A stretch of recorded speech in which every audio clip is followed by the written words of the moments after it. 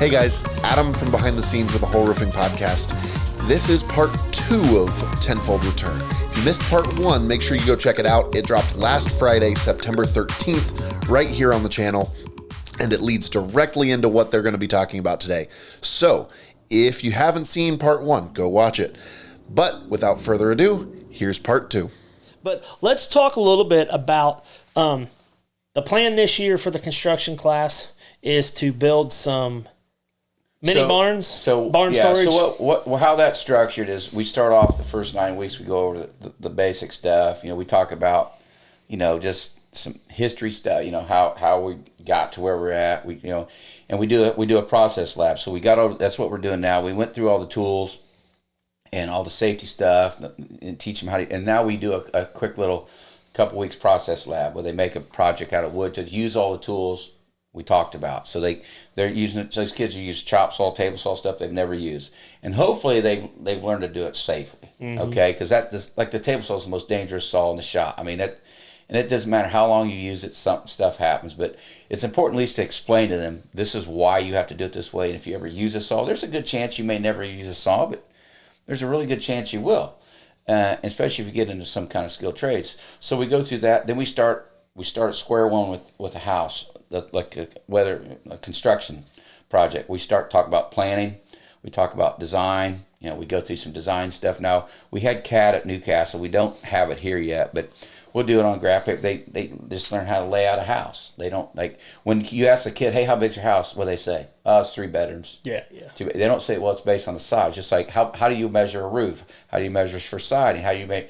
They don't know, most kids don't know what a standard sheet of plywood is. Mm-hmm. Okay? Which you and I think that's just fundamentally. We have a unit on measurement. We call it construction math because we can't call it anything else because they shut down. If you say, oh, algebra, geometry, but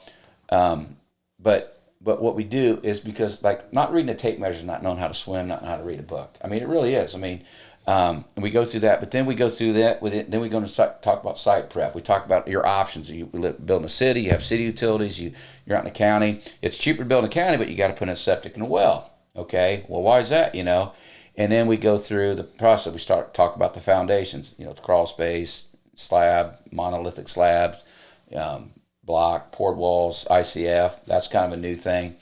And then we'll take time. We'll have them. We'll lay some block. We'll lay some brick.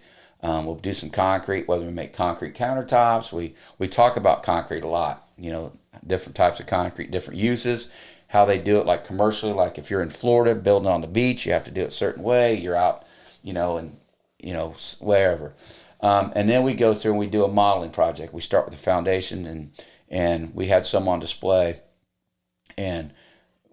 Some of them, they break them into groups. Some of them do slabs. Some do like a cabin on a crawl space.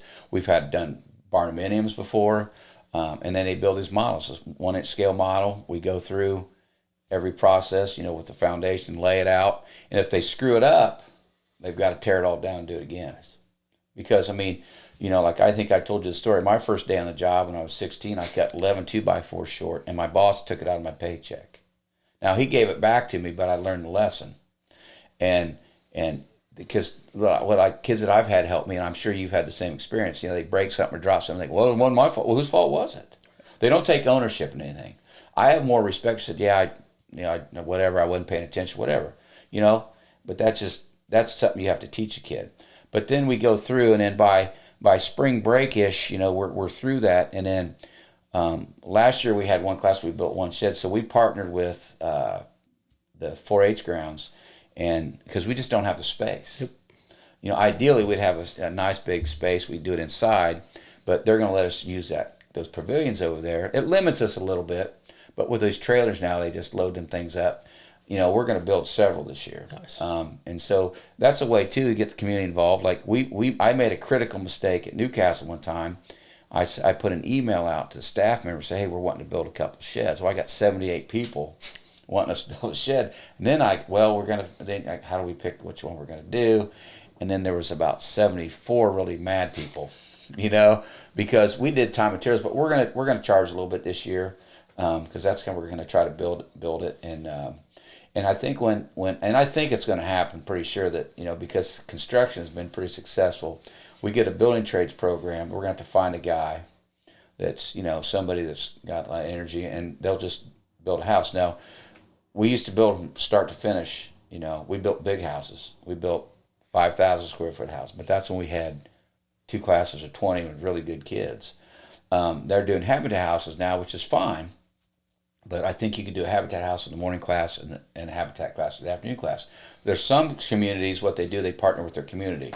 They have a developer, they have somebody come in, hey, I got this 5 acres, we've got roads, or we just go into blighted properties and you build, and guys will say, hey, I'll finance it, you guys will pay you X amount per day your kids are there, and I'll sell the property, make. I was gonna say I'm very interested. There's a lot of that, and what that does is, remember, you're teaching kids. Oh, absolutely. And it's not a perfect storm. I mean, you're trying to let them do. We don't want to do it where the instructor shows you how to do it, and then you let you do it. You don't do it right.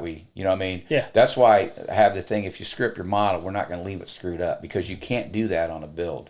It's one thing if you're doing something in your backyard, but you're doing something for someone else. You can't have that mindset. Well, whatever. You can't see it from my house. Right. Well, we do that, and they get mad. So, well, it's not square. You're not, and you didn't listen. You didn't do it right. Some people do it over. Some get mad, and some just quit. But you can't allow that to happen.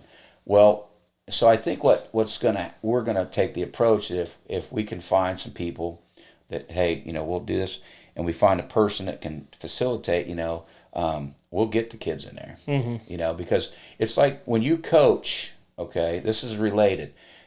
So hear me out. So if you coach and you're a teacher, because most coaches now are not educators, they're lay coaches, and it used to be they all, and so when I coached at Newcastle, I recruited, because I would go to the gym. I would come there. I could see the kids. I can recruit them. Well, I'm going to have them. Yep. And I said, you want to take this class? I said, here you go.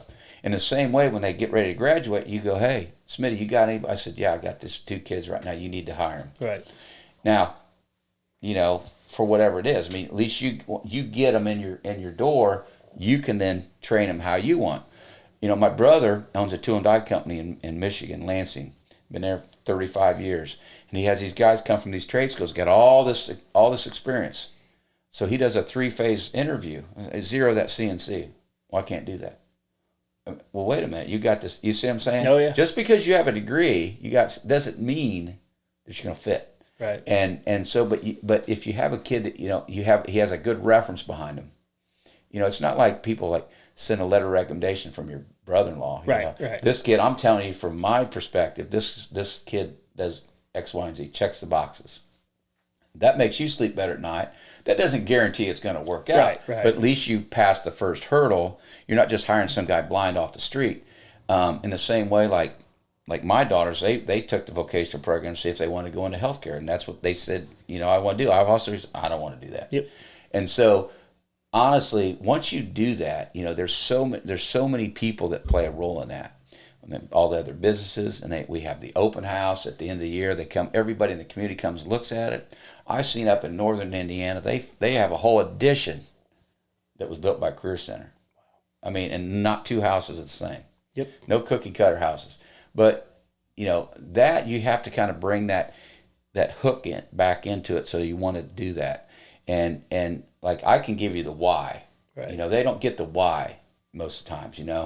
It's like if you really want to go and make an honest living, this is the kind of thing you want to. If you like work with your hands, this is what you need to do. If you don't like working out, I'm going to be a welder. What kind of welder? I don't know. Well, you need to figure that out, because it's like I said, welding instructors like military recruiters. They tell you all the good. Yeah. They don't tell you the bad. The uncomfortable stuff. My buddy's a welder. He works out freezing cold in the hot summer. Oh. Well, the other buddy, he works in a factory sitting in that smoke all day in that filth, Oh. And, so I'm not saying don't do it. I'm just saying it's good to know all that goes into it, But like my kids, when they leave there, they got a good understanding of what comes with the job. Now, if you want to pursue that, do I think it's important for a heating cooling guy to understand the framing process? Absolutely. Right. And who comes first? If I'm the heating cooling guy, I don't want to fight around a bunch of pipe and wires. Yep. It's a lot easier to fish a wire around a ductwork that, you know what I mean? Yep. And just the sequence of things. Again, they're not experts, but I think my goal is when they leave me, they have an understanding. Whether they think they do or they don't, you know, that's my goal. It's always been my goal. But then I enjoy the relationships I make. I've met a lot of people here that I feel like, you know, man, this is where I'm glad it worked out, because I didn't like what was going on in New Cap. They got away from all that, you know. That's my opinion, and I like how they hold kids accountable here. That speaks a lot about the type of people you got running your school, and just like you relinquishing some of the responsibility of your people. It means you have faith in them. You're empowering them to, you know, do what you want them to do. Now, if they get off rail, you know, it's your you know, your right to right the ship, you know. And when businesses fail, that doesn't always happen, because they say the best way to ruin a great employee is to let your supervisor watch a bad employee, you know, screw up and then reward him for it. Yep. And we've all been through that, you know. And I kind of felt like, you know what, my time here. I've done my time. I need to move on to something else, and it just worked out. I mean, you believe in fate and this and that, and you know, here I am talking to you and you know, selling what I'm serving, and I think that I feel good about the people. When I met with Jameson, they're all on board, and you got to have everybody on the same page. If you got people fighting you, and like when you're trying to do something like that, and people are fighting, just hey, you know, I'm not asking you to help. Just get out of the way. Yep. Don't, you know. It's new, like somebody wants to put a development or wants to put this in, you know, hey, if you don't want to help, that's fine. But don't muddy the water, because we're trying to do something good, you know. And I think I'm very confident that if not next year, the following year, that building trades will be a reality here. And it can get as big as you want. Right. You know, we at one point, we'd have 80 kids apply. We can only take 40. Mm-hmm. And then after the first year, you can only take 20, because you got 20 coming in, you got 20 going out. Some kids don't want to take it again because they said it's not for me. Yeah. But you'll never know unless you try. Well, you know? and one thing, the young man that used to work for us, and he moved on to bigger and better things, Mr. Dawson, he worked with Jerry. Jerry's a hell of a team member, and he's kind of jack of all trades, and he just loves teaching younger guys. And I told Dawson this. I was like, dude, the value that you got from working with Jerry for almost 2 years, like, you'll hold on to that. Oh, yeah. When you're sticking toilet leaks, you don't have to call a plumber or whatever. Like I said, that it almost ought to be mandatory that every man that should have to work with Jerry for a year after he's out of high school. Just what you can learn. And like, yeah, he's not going to do that forever. That's okay. But, you know, then there's also people that they had no idea that they may like building trades, and they get in your class and then they get some hands-on, you know, holy cow, that they like it. I mean, the crazy thing with me is I wanted to go for construction management, and my dad kind of talked me out of it. And then it's kind of funny, you know, full circle back. I ended up selling roofing for a couple of companies out of Indy, and I just wanted to get back closer to home. I wanted to sell out here, you know, and that's my vision. And, you know, and one reason that I've tried to get more involved with the school was me and my wife went on a mission trip in Haiti 9.5 years ago. And it's a, you know, religious organization. But they said they go into the communities they want to impact, and they start with clean water. So fortunately, we have clean water here, so I don't have to go to that. And they start with building a school and then building a church. Mm-hmm. And it's like, holy cow, like they go get involved in the school, you know. And it's real easy to write checks. And sometimes you just need a check cut. I absolutely get that. But it's way more impactful. Like Mr. Orange just called us, and there's a career fair day that's coming up in November, and he asked me to set up. Right. And like, I've already got some pretty cool ideas. I'm going to get several of the team members involved, because what I like is where we're at now as a company. Now I can start delegating some of that stuff. Mm-hmm. So then Adam just isn't behind a computer all day here at the office. If he can go help once a quarter, once a month, like get out, like that just makes him realize his impact. Because I try to share wins with the team, like, hey, this customer, was super happy, and it took 8 people to make this one customer happy, Right. you know. But at the end of the day, like, that's just, I don't know, man. It's like, it's got my entrepreneur brain rolling way more than it probably should during a podcast. But it's like just that opportunity of, like, how cool would it be to team up and help build some houses for a growing community, and just and like, I've already got the electrician and plumber in my mind, so I'm gonna be calling him after this, like, because I know I've got some connections too that I know that I could get on board, and I know you do too, of like really helping, like, teach these kids. What happens is when you have that idea, and it's the same in Newcastle. Everybody says, "Hey, we need this. We need we need this. What we need," but no one wants to get on. Right. Yeah, we do. Right. But guess what? It's not going to just happen. Yep. And there's people I've met in my life that knows not in their vernacular. Yep. You know, like we talked about Joe Peacock, and I don't know him very well. You know, guys like Jess Mike, they're not going to let. I mean, when people throw curveballs at you, okay, but I'll be waiting on that next time. Right. And they make it happen, dude. Yep. I mean, and so that's like my whole thing with my whole connection with Rushville was when I was going to transition out. And I wanted to start this thing with the shares program because I like those. I feel like the special needs kids are something that's had a big impact on me. Absolutely. And these kids want to be successful, and we started looking. That's why I ended up buying a commercial building and and if I wouldn't have come here, that's maybe what I'd be doing. But I just think that you just find a way to make it work. Like, there's a lot of positive things going here. Like, they're building this community center. There's housing going up. You got companies coming here. And good paying jobs. You want those people to be part of your community, but you can't give them a reason not to be. Well, and the first reason's what? Well, there's no place to live. Right. Or what I'm saying, affordable housing. Right. I think Newcastle, they're trying to put some housing in, but it's out of the range for the general public, and you got to find something that's affordable. And I think that, Rushville's kind of doing some of that, but that's why I don't think it would be a huge opportunity if we say, hey, we want to build a house, and then you start other people, jumping on board of that, and that's how it all gets going. And there's different rules. You set the rules up, but it all starts, you got to find the right guy. Right. You got to find the right guy it's like you come into the high school and you talk to these kids, you're going to appeal to them much more than a guy like me. Yeah. You're half my age, and you're like, you can talk their talk and stuff. And they want to be like, hey, I want to be that guy. I want to own my own business. Well, guess what you have to do that? You have to get some life experience. You can't just show up and go, I'm here. Because that's what they think. Yeah. Well, hey, I'll just YouTube it. Oh, will you? Okay. Well, tell me how that works, And like I said, everything I've done, I've learned by watching somebody. Somebody taught me how to do it. I didn't read it in a book. And like you said, don't use it all the time. I'm not an expert, but I know enough. I'm not have to pay somebody to do it. And I also know that if I'm getting ripped off or not. You know what I mean? And I think that being a smart consumer is just as important as being a good employee. That's something, And I think so. I feel good about it. I think that Mr. Cook, and he got this vocational thing that happened quick. Yeah. But you know what he did? He went and got guys like Chris Lamb, used to be director, that implemented a lot of stuff. This is a shortcut to do it.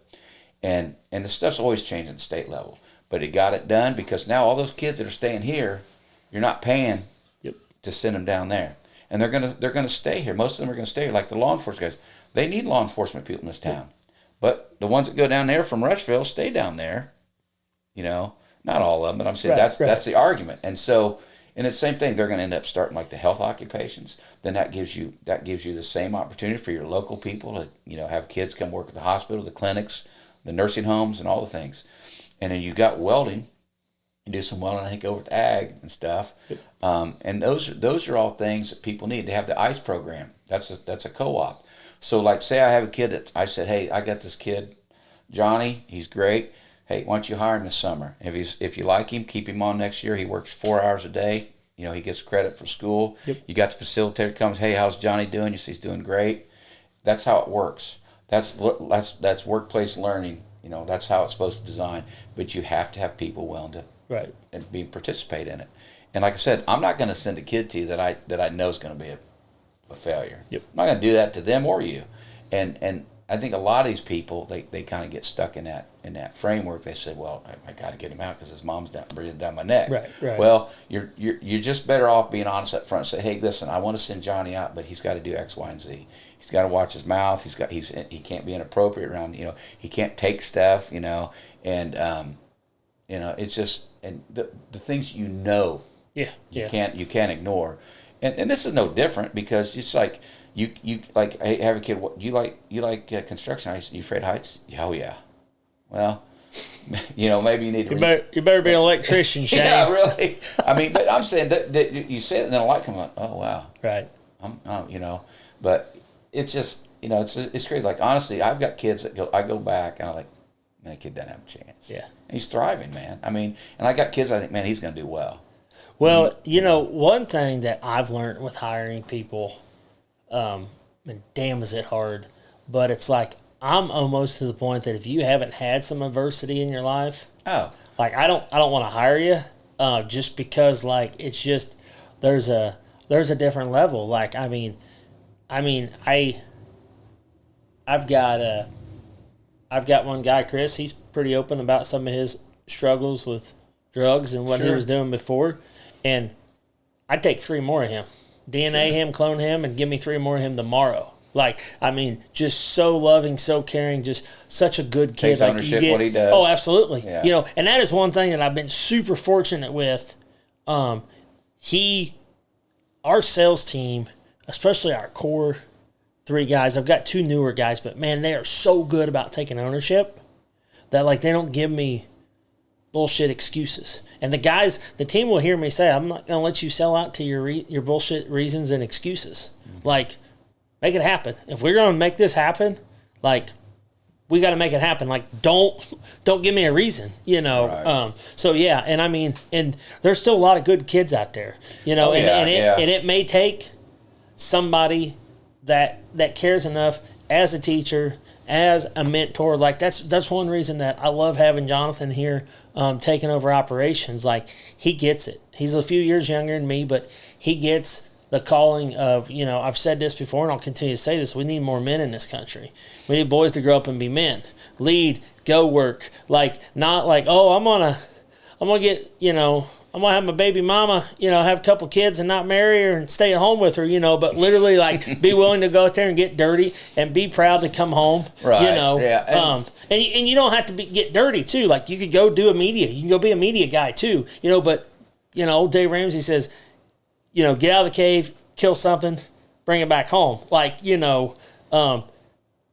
need that. But also, kids need men to look up to. Well, yeah, you have to have a role model. That have done that, because unfortunately, some of them haven't seen it. You got to have a Bob Busher that takes 11 2x4s out of your paycheck. Yeah. And not blink. Right, But the point is, like, you're right. You made a good point. That'll help my P&L statement. So thanks for the idea. It's hard. It's like kids. I've been 39 years. I can't believe it, but it's like kids have changed as far as their work ethic and their ownerships. They shrug their shoulders. If I got done every time a kid showed, I go, well, really? But the problem is they don't figure it out until it's too late. Yeah. Until you're out and you're in the mix and you're like, well, this isn't so hard or easy, But like I said, I feel good about it. I feel good about what's going on at Rushville. I'm glad I came here. I've not met a person I didn't get along with or didn't feel like there's a reason. And like I said, I think that as we move forward, I think that there's going to be a lot of people benefit from it. Yeah. And so I'm excited. Like I said, I know Mr. Cook is. It takes time, and you got to prove. We've proven that there's interest. Right. We jumped up pretty quick, in 1 year, and it's one thing to get that many kids in a bigger school, but a school our size, that's a pretty good. And we got a mixed group. We got freshmen and seniors in the same basket. So, like I said, and I've got probably 5 or 6 kids that I feel, man, these guys are gonna do well. And I don't think any of them are really thinking about, hey, I want to go to college or something. Right. And so that's okay. You shouldn't have to feel guilty for saying I don't want to go to college. But I said be truthful and be honest with yourself when you say that. Is it because of the money? Is it because you don't want to leave your girlfriend, or is it because of whatever? You just need to be honest with yourself. And if it don't go because you don't feel good academically, there's trade school, there's other things. Go to the military. I mean, I'm a proponent of anything that you're interested in that you want to explore. You should do that, because you're going to be like a lot of people. Oh, I wish I would have done. I wish I would have done it when I was young. I wish I would have done that. There's always things. But I look back now. They say, well, what would you do if you weren't teaching school? I said, I don't know. Yeah. I know what I wouldn't be doing. Right. I wouldn't be putting roofs on. But that's just me. Yeah, yeah. Well, I mean, when I was 20, I might say different. Right. But I'm just saying, for me, that's just my story. But everybody's got a different thing. And, if you're motivated by making money, right, then you better really focus on it. Yeah, and I mean, that's easy to say. Yeah. And I just had a conversation with a guy that's no longer with us about that. Like, you just got to quit. You just can't focus on that. Like, No. Zig Ziglar says you help enough people, you never have to worry about money. And it's not. There's nothing wrong with wanting to make money, but that can't be. If that's your obsession, yeah, I mean, you're gonna at some point you're gonna be let down. Yeah, or you're going to do something that you probably shouldn't be doing, right. Because but there's plenty of ways to make if money. you want to be a doctor, you got to go to med school. That's a commitment. Yep. It doesn't matter if you go to any success you have. There's some sort of commitment you have to make to that. Is that your journey? Like when you started your business, you had to have a mission statement or some kind of goal that you wanted to arrive at some point. I know people that've been in business for 20 years and haven't grown an inch. Right. And I know other guys that just shoot off and they're still going up. But that's just drive and your abilities, and surround yourself with successful people and people that are competent. But the problem is those people are getting thinner, Well, and one thing that I've learned as a small business owner, it's something that we're starting to work on now, is like building some training. So we can show somebody like, hey, you can come in here and be a sales rep, and here's the earning potential. If your skill set is more helping running the production, like here's your earning potential, and we want to have this rolled out probably by the end of this year, the first quarter of next year. So then we can go to a career fair at the high school. It's like, hey, what do you want to do? Well, I don't really know. Well, hey, if this is something you're interested in and you'll commit to a year or something, like see if this works. I mean, the young man that's helping Jonathan run production right now, I met him at Decatur County Career Fair. I met him a year before we were hired. Wouldn't participate in those if you get invited, because there's a great avenue. You get a lot of kids. Now, do you just do roofing, or do you do other stuff? Yeah, we do roofing and remodeling, siding, gutters, fascia, soffit. So you diversify a little. Yeah, absolutely. And that's what a lot of companies are doing. Right. And I think that's, if you have more than one trick up your sleeve, that helps, because kids don't know exactly what. Well, and one thing that I learned out here in this market is, it's just being able to do some of the odds and ends stuff. It'll land to the full siding job. Yeah. Or the full roof job, where like some companies just want to put asphalt shingles on, which that's okay if their business model is their business model. But, and I'm fortunate, I talked about Jerry, but I'm fortunate we've got a newer hire, Derek. He's from Connorsville, and, I'm excited to him to take over kind of the in-house labor remodeling stuff, because I've got to have a conversation, but like he's going to be a big part of, if we get a couple kids hired with you, or after they're out of school, of like really training them up, pouring into them. Like that's one thing I love Jerry's heart, is he has that heart of like training them, because there is one bad thing about some of the older trades guys is, well, he's stupid, he don't know what the hell he's doing. Okay, well, you were stupid and didn't know what the hell you were doing when you started either. So, like, we can't complain. There's nobody wanting to do this, then not be willing a lot of that to teach that new guy. A lot of that, just the generation. They're like, they attribute everybody in that, the cell phone generation. But,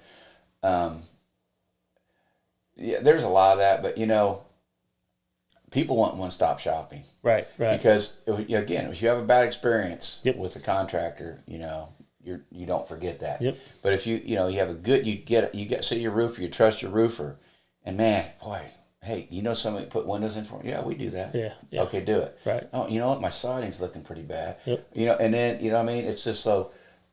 That's I know a lot of guys like that's their model. but you have to have competent people, you know, to do those things, or to know who to sub it to that you trust. Yep. And that's the nice thing about a small community, because it's like we talked about. There's good and bad crews anywhere. It doesn't matter where you come from. You come from Pennsylvania, or you come from south of the border. There's good and there's bad, and I've been bitten by that before. But I said, once you get that, and you fine tune that, it's a really good way to get where you want to go. Yep. But you have to have the people, and that's kind of like that's what I think they were missing here, in this type of community, because you kind of you're in a little cocoon a little bit here, and so hey, I'm going to move to Rushville and work for Hoel Roofing. Right. It's like, and like honestly, like the kids I have, the conversations I have with these kids are much different than the kids I would have in Newcastle. Right. It's not that far away, but it's almost like a different world. Like, hey, what'd you do this week? Well, I had to get up and do my chores, and I went to school, and I went to football practice, and went home and did my chores. Right. You know what I mean? That's like the stuff I heard when I was growing up. And now, like, well, I couldn't come to school today because my stomach hurt, my belly hurt. No, you're playing Fortnite all night. I mean, like I'd ask kids questions. Like last year, I had a kid. Well, no, not last year. Hey, how much time are you on your phone? He pulled his screen time up, 23 hours. 23 hours in one 24-hour period. I said, he goes, well, I listen to music. I said, you up all night? I mean, it's crazy. Yeah. 23 out of 24 hours a day. I said, well, what are you doing? He goes, oh, they can never tell you. Yeah. Well, I mean, and again, where's your parent? Right. There's no way my kid would be on his, you know what I mean? That's just me. Yep. But, there's, again, our parents enabling their kids to fail? Some of them. Right. I mean, I think so. And I told another parent one time, I spend more time with your kid than you do a week. Yeah.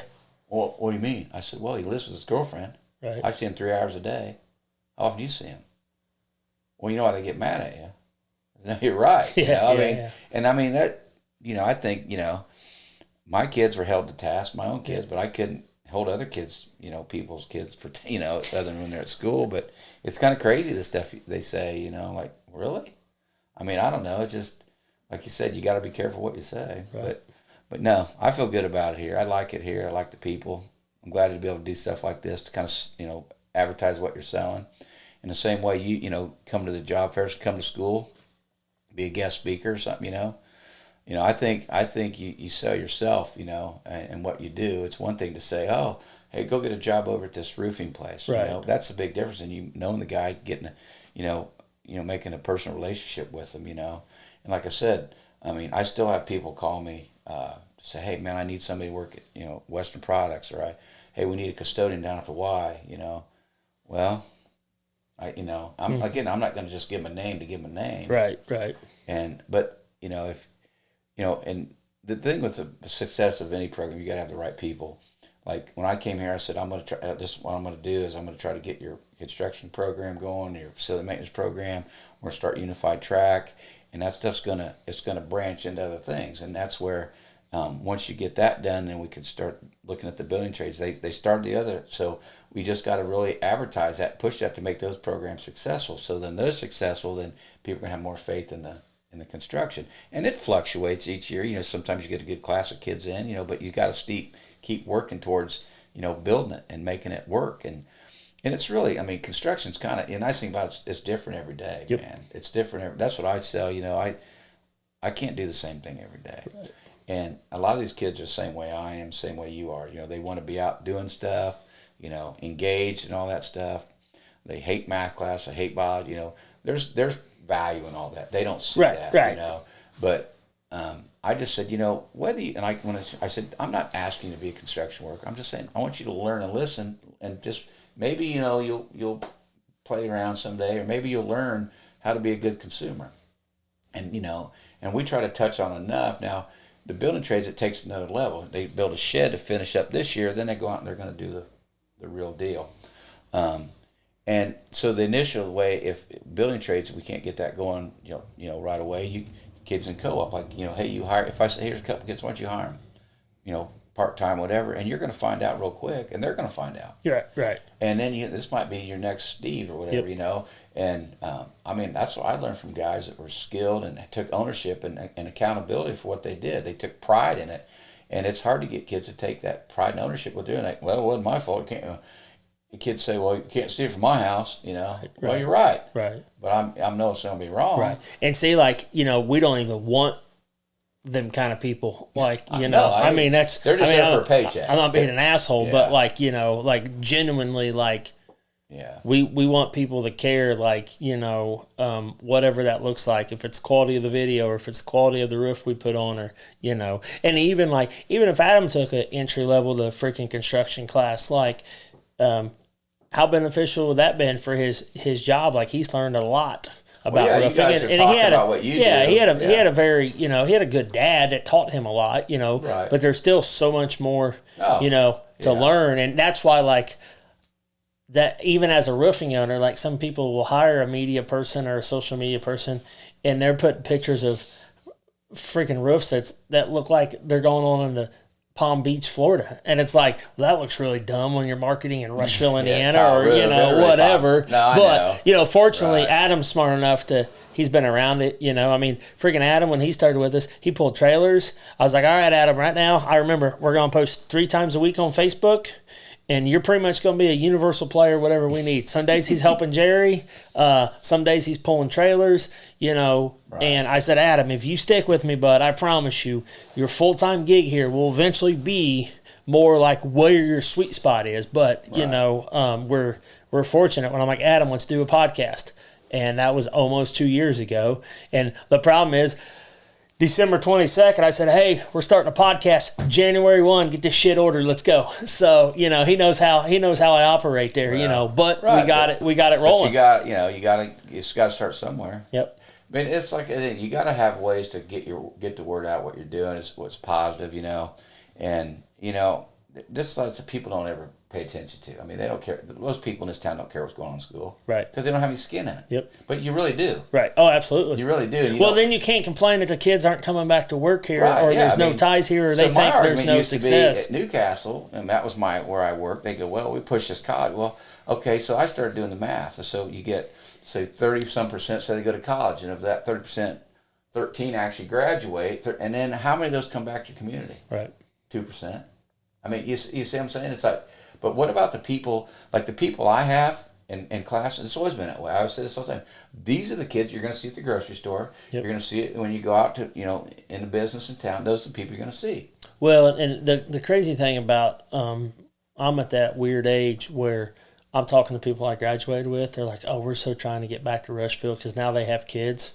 Oh, yeah. That's in school, and they're like, you know, I want to get 3,000 other kids, I want to get closer back to Rushville. Like, I want grandma down the street to go pick them up, and, you know, so, I mean, now it's beneficial for us, too, because then we know people in the big city, so we're getting roof jobs in Carmel and Fishers and McCordsville and all that because, you know, they trust. They've known me 20 years now, so, I mean, you know, they trust, but, you know, it's just that opportunity, you know, to come back. And, you know, and the whole thing about college, and I'm not beating college up here, but 80% of people are not in their career field 5 years later that graduate. You're right. But, like, do I think I could have taught school without going to college? Right, absolutely. Right. But that was what's required. Right. Now, not so much. Right. But my point is, you know, you have to, like I said, be honest with yourself what you want to do, what you like doing. Because the golden handcuffs come when you go out and you sell out to a job because you want to drive the new car, you want to live in that neighborhood, you want your kids to wear these clothes,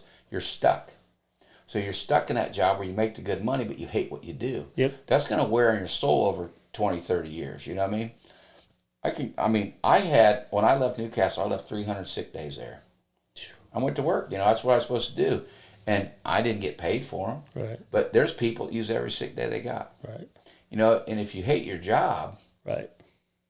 I mean, you don't want to go there. Mm-hmm. I mean, I can count on my hands how many days I didn't want to school, just because maybe I didn't feel good or, you know, but like, you know, I come here, I've never had to drive 20 minutes. I drive 5 minutes for it before. Right. I like it, man. I like, there's something calm about driving through, seeing the cornfields and waking up and then just, you know, de-stressing on the way home or just, you know, and then go do what's next. Yep. And like I said, I've always felt that way. So why do you put a price on that? You know, teachers don't get rich. Right. But, you know, you live a good life. Yeah.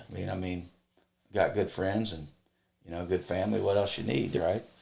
But, well, as we wrap up, just want to thank you for your time, sir. Absolutely. And, I'm glad to get to know you guys, and yeah, sure I'll see more of you. Yeah, and just looking forward to building a relationship and really just impacting Rushville and in the surrounding areas. Yeah. No, I think there's a lot of potential here. For the school. I mean, the great thing is this is one of the biggest differences. The people that I've been associated with at the school have been over backwards. The maintenance people, I mean, they're phenomenal, man. These guys are on it. I mean, when people see them, I'm compared to where I came from, it's a whole different army, man. These guys, they take pride in what they do. Man, they're good at what they do, and they're fun to talk to, man. And they come in and they comment and said, man, we're glad you're in here doing it. None of this stuff ever got used, and we're doing they're having us do stuff for the school that we would never got to do before, because they've got a little trust in us. They're not just going out there and free for all, and that's good, because that makes my life easier, And guys like you want come in and help out, and the community. I mean, there's not been one person say no to me. Yep. Like, hey, and they'll say, yeah, we'll give it a try. Now, we haven't maybe sent them out there yet, but they're willing to take part in it. Yep. And if you get enough of those people together, there's a lot can happen. And so I'm pretty confident the building trades thing's going to happen. And like I said, whether it's this year or not, because I know you can only implement so many of these at one time, and there's a lot that goes into that on the legal side. But I believe it's going to happen. I know Mr. Cook plans on staying around to see it happen, and he's challenged me to that. And but honestly, it's when you believe what you're doing, it's really easy. Yeah. Like, I knew the unified track would go. It's just all in the presentation. Right. Because people say, "Oh, we've tried that. It's not going to work here." Well, it did, and it was successful, and the people got behind it, and you hear people say stuff like, "That's one of the greatest things I've ever seen." It is, because that's a whole different aspect of school life that people don't know. They don't see, and that's one thing my own kids took part in when they were in school. Taught them humility. They understand, and empathy, and it's a good thing. And this town's got a lot of good people, and everywhere there's people that struggle and that need help. And if you can help them out somehow, I think that's your responsibility. And like, education isn't just in the classroom, right? And I think a lot of people they get there at the last minute, and they leave as soon as they can, and I've never kind of been that way. I like hanging out, get to know people, and make relationships, and even like ones like you said, you think this guy thinks I'm a dipstick, like, you coach long enough, you'll find those people, man. Well, and I mean, but the whole, you kind of just wrapped it up with when we all had a teacher that mailed it in, and we all had them teachers like you. We all had them teachers like Mr. Orm that spent hours and hours investing in us, and it's making us a better person, Miss Sliger used to be the personal finance teacher. She had a baby and stayed home. Her husband's a football coach. Yes, Mr. Sliger. And like the impact that she was making with them kids. And she felt called to go home and be a mom, and that's an amazing great thing, but like, she was one of them teachers, and you said this earlier, where you could say the same darn thing to them kids every day, and they won't fucking listen at all. And I walk in there and say it once, and they're like, that's a great idea that guy just said, So as we wrap this up, I just want to thank you for your time. Absolutely. And thank you for having me. Yeah, we're here to help, and we appreciate it. Good deal. Thank you for taking this time to listen to the Hoel Roofing and Remodeling podcast. Have a great day.